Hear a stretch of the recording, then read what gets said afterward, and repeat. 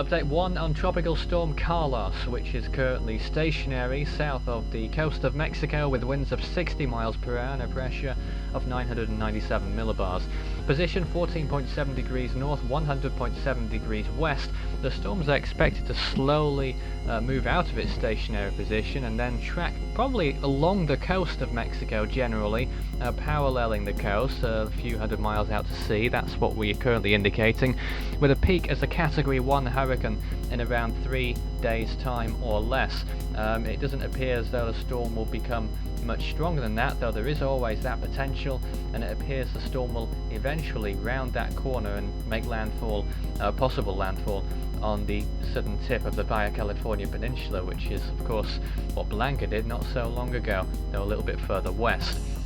As of right now though, we have tropical storm watches in effect for a small part of the Mexican coastline, from Acapulco to Zihuatanejo, as if I got the pronunciation wrong, sorry, as of June the 12th at 8 AM Pacific Daylight Time.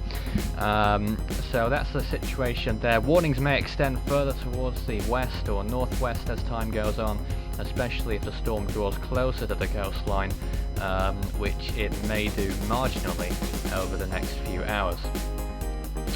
So sea surface temperatures looking fairly good right now as well, and something of note too is that they are warmer closer to the coastline there as well, so 30-degree temperatures around the coast of Mexico, so if the storm does move a bit further north, it could possibly intensify with that little bit more pace. Looking at the wind shear, moderate amounts I would say to the west of the storm, low amounts to the east. It's not going to move east though, so low to moderate I'd say in the next few days.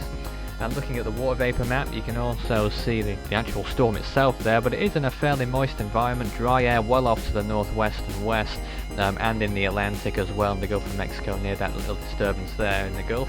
But latest satellite imagery shows how the storm's been waning a little bit in the past few frames.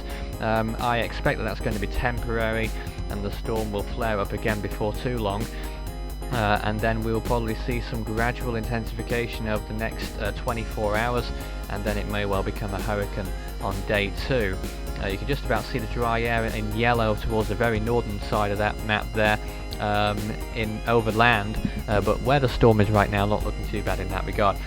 So as of June 12th at 3 PM UTC, we have Carlos. We don't have anything else at this time, except for the remnants of Ashobar in the North Indian Ocean, which is sort of over Oman now. We also have an Invest 90W, not indicated on this map, but it's somewhere in the West Pacific over there. There isn't much of that, however. 33 tropical storms have formed so far in 2015 around the world, nearly a record for this time of year. 20 have gone on to become Category 1 hurricanes with winds of 74 miles per hour plus, that is a record, and 14 Category 3 storms with winds of 115 miles per hour plus, also a record for this calendar day.